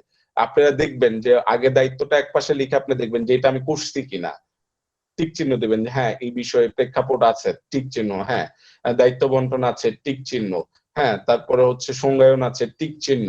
এইরকম করেও আপনারা হচ্ছে স্ক্রিপ্টটা করতে পারেন। যখন এই স্ক্রিপ্টটা আপনারা এভাবে করবেন তখন কি হবে, তখন হচ্ছে আসলে আপনাদের কাজের যে আসলে মানে বিতর্ক করার ক্ষেত্রে আপনাদের যে মানে ভালো লাগে যে জায়গাটা, সুন্দরভাবে উপস্থাপন করার যে জায়গাটা, তখন সেটা আসলে খুব বেশি ক্লিয়ার হয়ে যায়, পরিষ্কার হয়ে যায়।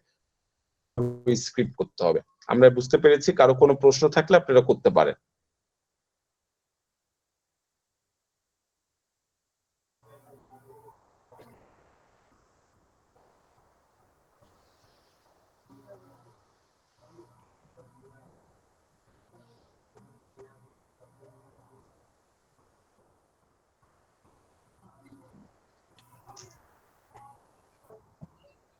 আমি সচি।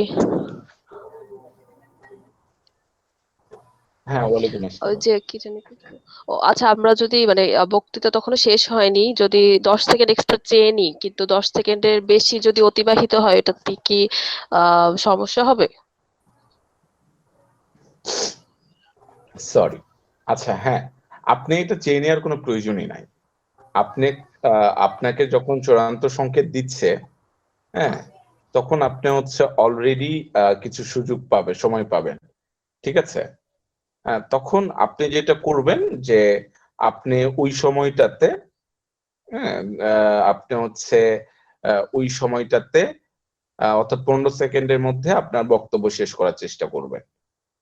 হ্যাঁ, ওই 15 সেকেন্ডের মধ্যে বক্তব্য শেষ করার চেষ্টা করলে ওইটা আসলে তখন আর সমস্যা হবে না। জি ভাইয়া, ধন্যবাদ। আমি বুঝাতে পেরেছি? আপনার জি, চেয়ে বুঝতে নেওয়ার পেরেছি। আসলে কোনো প্রয়োজন নেই। ওইটা হচ্ছে আপনাকে এমনিতেই 15 সেকেন্ড তখন দেওয়া হবে। 5 মিনিটের পরে যখন চূড়ান্ত সংকেত দেওয়া যায় তখন সাথে সাথে আপনি শেষ করবেন না। হ্যাঁ, আপনাকে 5 মিনিট বললো, আপনি সাথে সাথে বসে পড়লেন, জিনিসটা হচ্ছে মানে ভালো দেখায় না। তখন আপনি হচ্ছে যদি কোনো পয়েন্টে ব্যাখ্যায় যদি থাকেন তাহলে সেটা আপনি খুব ছোট করে নিয়ে আসবেন। হ্যাঁ, আর ছোট করে নিয়ে আসার পরে আপনি হচ্ছে তখন এই প্রস্তাবিত হলো কি হলো না সেটা জানি আপনি শেষ করলেন। জি ভাই, আরেকটা প্রশ্ন ছিল যে আমরা কি মাননীয় সভাপতি বলবো হ্যাঁ, বক্তৃতার মাননীয় শুরুতে? সভাপতি। হ্যাঁ, মাননীয় আচ্ছা সভাপতি, সম্মানিত সভাপতি, ইচ্ছা, প্যারা নাই। ভাইয়া, আচ্ছা, ধন্যবাদ।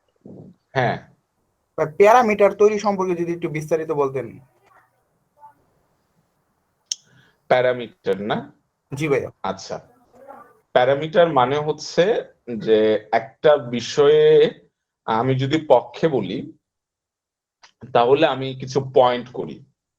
রচনা যখন আমি লিখি তখন রচনায় কিছু পয়েন্ট থাকে না, ভূমিকা থাকে, হ্যাঁ, তারপরে হচ্ছে যে বিষয়ে রচনা লিখবো সেই বিষয়ে বিস্তারিত কিছু বিষয়গুলো থাকে, উপকারিতা অপকারিতা আরো অনেক কিছু থাকে, তাই না? তো এইরকম বিষয়গুলো আমরা পয়েন্ট উল্লেখ করে তারপর ওই পয়েন্টের আন্ডারে আমরা বিষয়গুলোকে ব্যাখ্যা করি রচনা লেখার ক্ষেত্রে। ঠিক সেই রকম হচ্ছে আমরা যখন বিতর্ক করি তখন বিতর্কে আমি পক্ষে বলি বা বিপক্ষে বলি, আমি কিছু হচ্ছে সর্বজনীন কিছু বিষয় হচ্ছে আমি প্যারামিটার হিসেবে রাখবো, যে আমি একটা বিষয়ের পক্ষে 20 থেকে 30টা পয়েন্ট পেয়েছি। পয়েন্ট, এই 30টা পয়েন্ট তো আসলে 30টা প্যারামিটার হইতে পারে না, ঠিক আছে? এটা তো অসম্ভব। তাহলে আমি কি করব?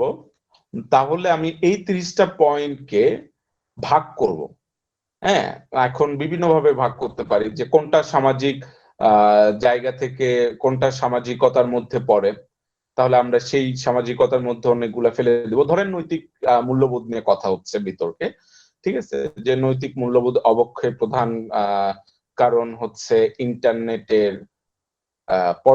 মানে অপর্যাপ্ত ব্যবহার বা ইন্টারনেটের বেশি কি বলে এটাকে, হ্যাঁ, ইন্টারনেটের অপব্যবহার, হ্যাঁ, বা যথেচ্ছ ব্যবহার। হ্যাঁ, এটা হচ্ছে বিতর্কের বিষয়, যে নৈতিক মূল্যবোধ অবক্ষয়ের প্রধান কারণ হচ্ছে ইন্টারনেটের যথেচ্ছ ব্যবহার। এখন এই বিষয়ের উপরে আপনি ধরেন হচ্ছে অনেকগুলো পয়েন্ট, তাহলে সামাজিক এখন নৈতিক মূল্যবোধ, হ্যাঁ, এই নৈতিক মূল্যবোধ অবক্ষয়ের কতগুলো পয়েন্ট আপনি পেলেন, ঠিক আছে? যেগুলা ইন্টারনেটের কারণে হচ্ছে, হ্যাঁ, যে আমরা আমাদের বাচ্চাদেরকে ছোটবেলা থেকে ট্যাব দিচ্ছি, এটা দিচ্ছি সেটা দিচ্ছি, অর্থাৎ আমাদের মধ্যে পারিবারিক দূরত্ব কমে যাচ্ছে। হ্যাঁ, তারপরে আপনি পারিবারিক ভাবে আমরা আসলে বিচ্ছিন্ন হয়ে যাচ্ছি, সামাজিক ভাবে আমরা আসলে বিচ্ছিন্ন হয়ে যাচ্ছি, ঠিক আছে? আমরা আসলে আমাদের যে ভ্রাতৃত্ববোধ, সৌহার্দ্যবোধ, হ্যাঁ, সেগুলা থেকে আমরা অনেক বেশি দূরে যাচ্ছি, আমাদের মধ্য থেকে বিনয়টা উঠে যাচ্ছে, আমরা বেশি মাত্রায় আসলে জাজমেন্টাল মানসিকতা নিয়ে আমরা বড় হচ্ছি, আমরা আসলে ক্রেডিট নিয়ে আমরা আসলে প্রচন্ড রকমের একটা অবস্থায় পড়ে আছি। তো নৈতিক মূল্যবোধের যে অবস্থা, সেইটা আসলে এই ইন্টারনেটের যথেষ্ট বিভিন্ন ব্যবহারের কারণে আপনি এরকম হাজার হাজার পয়েন্ট পাইতে পারে যদি পড়াশোনা করেন। গুলাতে আপনি তখন হচ্ছে ভাগ করবেন, যে সামাজিক পারিবারিক মূল্যবোধের অভাবের কারণে বা পারিবারিক বিষয়গুলোর কারণে নৈতিক মূল্যবোধে ইন্টারনেটের সাথে সম্পৃক্ত, এই কারণে নৈতিক মূল্যবোধ চলে যাচ্ছে, যে আমরা আসলে বেশিরভাগ ইন্টারনেট অ্যাডিক্টেড হয়ে যাচ্ছি, যে কারণে আমরা পরিবারকে সময় দিচ্ছি না, মাতা পিতার সাথে আমরা গল্প করি না, ভাই বোনদের সাথে আমাদের কোনো দূরত্ব নাই। আমি এই ঘরে হচ্ছে একটা পোস্ট দিচ্ছে, আমার ভাই অন্য ঘর থেকে সেটা লাইক দিচ্ছে, কিন্তু তার সাথে আমার কোনো কথাবার্তা হয় না, দিনে 5 মিনিট আমি আসলে কথা বলি না। কাজে আমরা পরিবার থেকে আসলে পারিবারিক যে বন্ধন সেটা আসলে খুব বেশি হালকা হয়ে যাচ্ছে, যে কারণে আমাদের নৈতিক অবক্ষয়টা ঘটছে। এবং এই যে পারিবারিক বন্ধন হালকা হয়ে যাওয়ার প্রধানতম কারণ হচ্ছে আমাদের ইন্টারনেটের যথেচ্ছ ব্যবহার।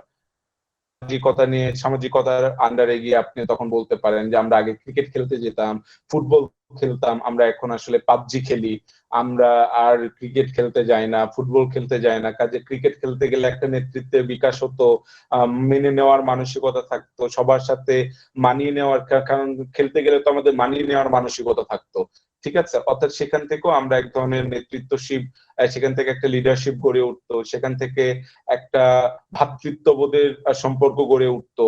সেই ভ্রাতৃত্ববোধ, সেই নেতৃত্ববোধ, সেই বিষয়গুলো এখন অনেক বেশি অনুপস্থিত, যে কারণে আমরা দেখছি যে এখন গ্যাং কালচার গড়ে উঠছে, যে কারণে আমরা দেখছি যে আমাদের ছেলে মেয়েরা এখন অনেক বেশি হচ্ছে তারা রিয়াক্ট করে অনেক বেশি, তারা অন্যের মতামত নিতে চায় না, নিজের মতামতটা বসিয়ে দিতে চায়, অর্থাৎ পরমত সহিষ্ণু যে আসলে হওয়া উচিত সেটা হচ্ছে না, যার ফলে নৈতিক মূল্যবোধের অবস্থাটা একটা দারুণ ভাবে বিপর্যয় ঘটাচ্ছে। সেটারও পিছনে কারণটা হচ্ছে কিন্তু ইন্টারনেটের ব্যবহার। তখন আপনি সামাজিকতার বিভিন্ন রকম উদাহরণ নিয়ে আসতে পারেন, হ্যাঁ, তখন বিভিন্ন উদাহরণ দিয়ে এই বিষয়টাকে আপনি ডিফাইন করতে পারেন। এইভাবে আপনি হচ্ছে রাষ্ট্রীয় পর্যায়ের কথা বলতে পারেন, আপনি হচ্ছে রাজনীতির কথা বলতে পারেন, এইভাবে আপনি সংস্কৃতির কথা বলতে পারেন, এইভাবে আপনি আরো অনেক কিছুর কথা বলতে পারেন। এই পয়েন্টের আন্ডারে এরকম আরো 10 থেকে 20টা পয়েন্ট আপনি দিতে পারেন। অনেকগুলা পয়েন্টের কথা আমি বলবো, কিন্তু অনেকগুলা পয়েন্টকে আমি শ্রেণী বিভাগ করে ভাগ করে একটা কমন পয়েন্টের আন্ডারে আমি যে, এটাই হচ্ছে প্যারামিটার। আমি কি বুঝাতে পেরেছি? জি ভাইয়া, বুঝতে পারছি। ভাই একটা কোশ্চেন ছিল ভাই। হ্যাঁ বলেন।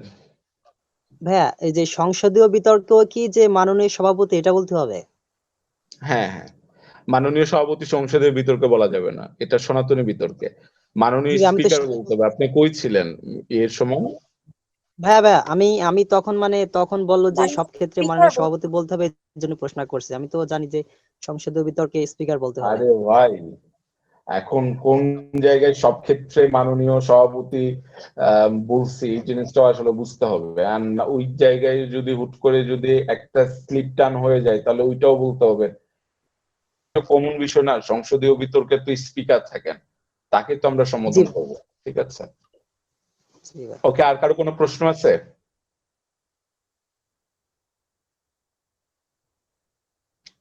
আচ্ছা, কারো কোনো প্রশ্ন নাই।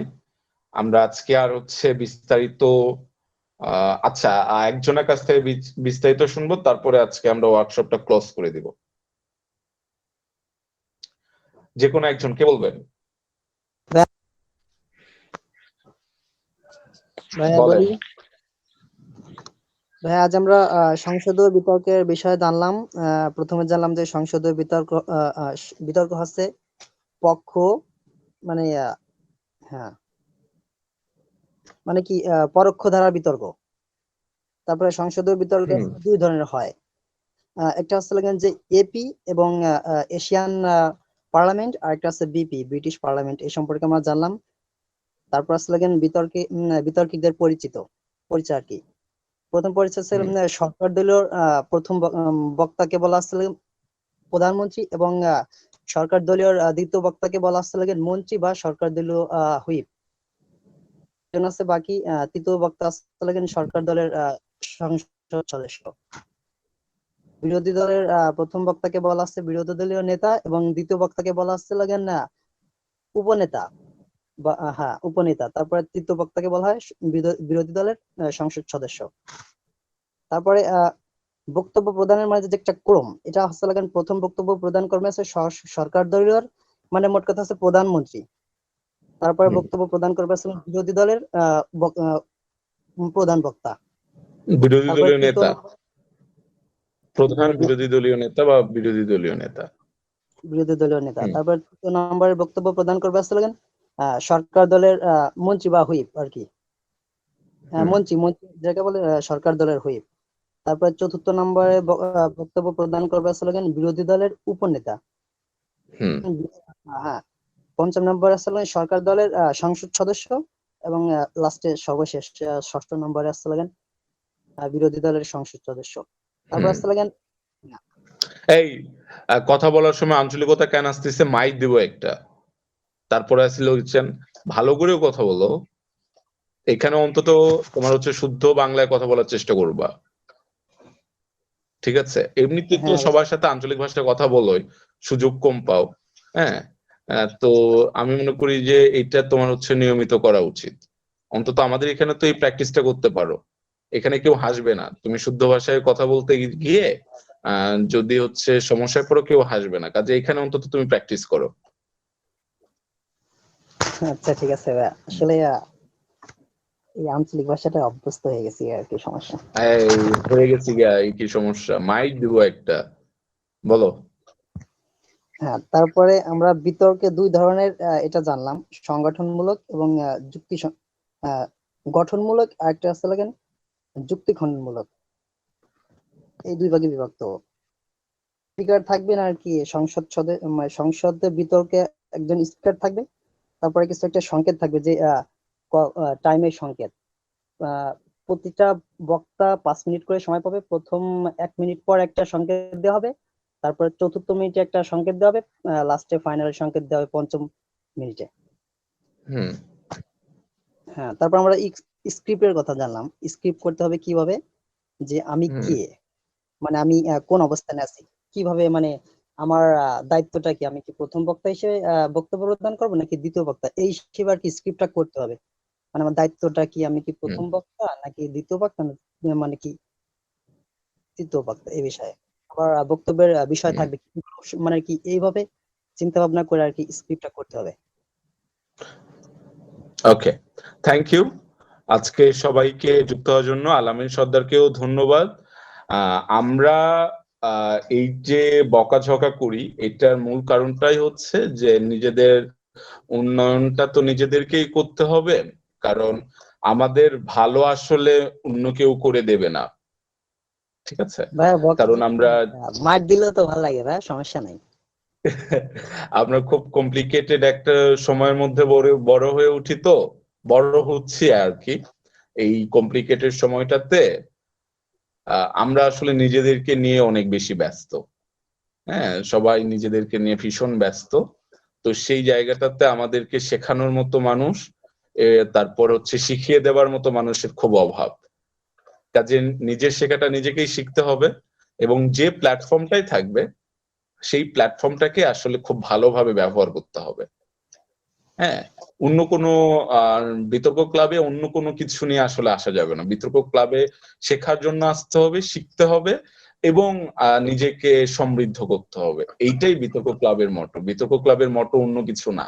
হ্যাঁ, বিতর্ক ক্লাবে যদি আপনি হচ্ছে মানে এসে যদি আপনি বলেন যে আমি তো ক্লাবে আসছি শুধুমাত্র কয়েকটা সমবয়সী হচ্ছে বন্ধু বান্ধবী পাবো, এই জন্য যদি আপনি বিতর্ক ক্লাবে আসেন, তাহলে আপনি ভুল জায়গায় আসছেন। হ্যাঁ, আপনি যদি মনে করেন যে বিতর্ক ক্লাবে আসলে তো আমি কিছু বড় ভাই পাবো, বড় আপু পাবো, ঠিক আছে, এই জন্য যদি আপনি বিতর্ক ক্লাবে আসেন, তাহলে আপনি ভুল জায়গায় আসছেন। হ্যাঁ, আপনি যদি মনে করেন যে বিতর্ক ক্লাবে আসলে তো হচ্ছে মানুষ আমাকে চিনবে জানবে, শুধুমাত্র এই কারণে আমি বিতর্ক ক্লাবে আসব, তাহলেও আপনি হচ্ছে ভুল জায়গায় আসছেন। বিতর্ক ক্লাব হচ্ছে নিজেকে অর্থাৎ বিতর্ক ক্লাবে পা দেওয়ার সময় আপনাদেরকে মাথায় রাখতে হবে যে আমি সরকারি তিতুমির কলেজ বিতর্ক ক্লাবে পা দিয়েছি, আমি এখানে শেখার জন্য আসছি, আমি শিখবো এবং আমি নিজেকে সমৃদ্ধ করব। এবং আপনারা নিজেরাও জানেন যে আপনারা ইতিমধ্যে তো অসংখ্য সংগঠনের সাথে পরিচিত হয়েছেন, আমি কোনো সংগঠনকে আসলে ছোট করতে চাই না। আমাদের আমাদের ট্র্যাডিশন আর আমাদের জায়গাটা অনেক আলাদা। হ্যাঁ, আপনারা সদস্য না হওয়ার আগেই আপনাদেরকে কিন্তু আমরা এই যে ঘন্টার পর ঘন্টা বসে থেকে আপনাদেরকে আমরা বিতর্ক শিক্ষা দিচ্ছি, এটা আপনি কোথাও পাবেন না। হ্যাঁ, তারা আপনাদেরকে সদস্য বানিয়ে নেবেন, তারপরে তাদের সদস্যকে তারা হচ্ছে বিতর্ক মানে ওই রিলেটেড ওয়ার্কশপ গুলাতে তারা কর্মশালা করাতে পারে, কিন্তু আপনাকে সদস্য হওয়ার আগে কর্মশালাটা করানো হচ্ছে। পরে যদি আপনি সদস্য হতে চান হবেন, না হলেই যে এইটুকু জার্নিতে আপনার 50টা টাকা খরচ করে, এইটুকু জার্নিতে হচ্ছে আপনি একটা ফর্ম কিনলেন 100 টাকা খরচ করে, হ্যাঁ, সেইটা অন্তত বিফলে তো গেল না, তো একটা শিখতে পারলেন। এই কিছু একটা অন্তত যে বিতর্ক ক্লাব থেকে শিখে গেলেন, মাহবুব ভাই কিছু একটা আপনাদের মাথার মধ্যে যে ঢুকে দিতে পারলো, সারা জীবন এটা যদি আপনি এই কৃতজ্ঞতাটা যদি আপনার থাকে আপনার মধ্যে, তাহলেই যথেষ্ট যে আমি বিতর্ক ক্লাব থেকে মাহবুব ভাইয়ের কাছ থেকে কিছু একটা শিখতে পারছি। হ্যাঁ, দেখবেন যে এটাই আসলে বিতর্ক ক্লাবের সার্থকতা। মাহবুব ভাই যে আপনাদের পিছনে ঘন্টার পর ঘন্টা সময় দিচ্ছে, এটা মাহবুব ভাইয়েরও সার্থকতা, এর বাইরে কোনো সার্থকতা নাই। কারণ মাহবুব ভাইয়া এই যে আপনাদের এখানে আমি 1 ঘন্টার সময় দিই, মাহবুব ভাই যদি অনলাইনেও এখন 1 ঘন্টা সময় দেয় যে কোনো ক্লাসে, তাহলে মাহবুব ভাইকে 2000 টাকা মিনিমাম পে করা হবে শুধুমাত্র বিতর্কের জন্য। ঠিক আছে, তাহলে আপনারা বুঝতে পারছেন যে এই ব্যাপারটাতে আমরা আমাদের জায়গা থেকে আমরা কিভাবে আপনাদের জন্য কাজ করছি, এই কৃতজ্ঞতা বোধটা যাতে আপনাদের থাকে। আর এটা একটা বিষয়। আর আরেকটা বিষয় হচ্ছে যে এই যে শেখার যে জার্নিটা, এইটা যাতে আপনারা আসলে মিস না করেন। ঠিক আছে, মানে আমরা চাই যে আপনারা শেখেন, আপনারা একটু জানেন। আপনাদেরকে শেখানোর ক্ষেত্রে জানানোর ক্ষেত্রে আসলে কোনো ধরনের ত্রুটি আমরা রাখতে চাই না। এটা হচ্ছে সেই সেই ধরনের সংগঠন, এখানে কোনো মহ নাই। ঠিক আছে, এখানে আলটিমেটলি কোনো মহ নাই। এখানে একটাই মহ, যে এই সংগঠনে যদি আপনি আসতে পারেন তাহলে এই সংগঠনে আপনি কিছু শিখতে পারবেন। ঠিক আছে, এর বাইরে কোনো মহা নাই। খুব একটা কাঠখোট্টা একটা বিষয়। হ্যাঁ, আমি যদি আবৃত্তি নিয়ে কাজ করি সেখানে একটা ভালো লাগার বিষয় আছে, গান নিয়ে কাজ করলে ভালো লাগার বিষয় আছে, নৃত্য নিয়ে কাজ করলে ভালো লাগার বিষয় আছে, নাটক নিয়ে কাজ করলে ভবিষ্যতে নায়ক হতে পারবো, সিনেমা জগতে কাজ করতে পারবো, অনেকগুলা সেক্টর আছে। বিতর্ক ক্লাবে আসবেন একটা কাঠখোট্টা বিষয়, হ্যাঁ, সারা জীবন এখানে পড়াশোনার বাইরে আপনি একটা কথাও বলতে পারবেন না, ঠিক আছে, পড়াশোনার বাইরে এখানে আপনি কিচ্ছু বলতে পারবেন না। এটা হচ্ছে সেরকম একটা প্ল্যাটফর্ম, কাজে এইখানে আপনাকে শেখার জন্যই আসতে হবে। এর বাইরে যদি আপনি কোনো কিছুর জন্য আসেন তাহলে আপনি আসলে ট্র্যাক থেকে বিচ্যুত হয়ে যাবেন, তখন আপনাকে ওইভাবে আমরা আর বিবেচনা করব না, আপনি নিজেও আসলে বিচ্ছিন্ন হয়ে যাবে। কাজে বিচ্ছিন্নতাবাদী হওয়া যাবে না, বরং আপনাদেরকে এখানে হচ্ছে এই ক্লাবে থাকার সময় আপনাদেরকে বরং সবার সাথে মেনে চলার শিক্ষা নিয়ে আপনাদেরকে চলতে হবে। তাহলে আসলে আপনারা অনেক কিছু শিখতে পারবেন, অনেক কিছু জানতে পারবেন, ঠিক আছে।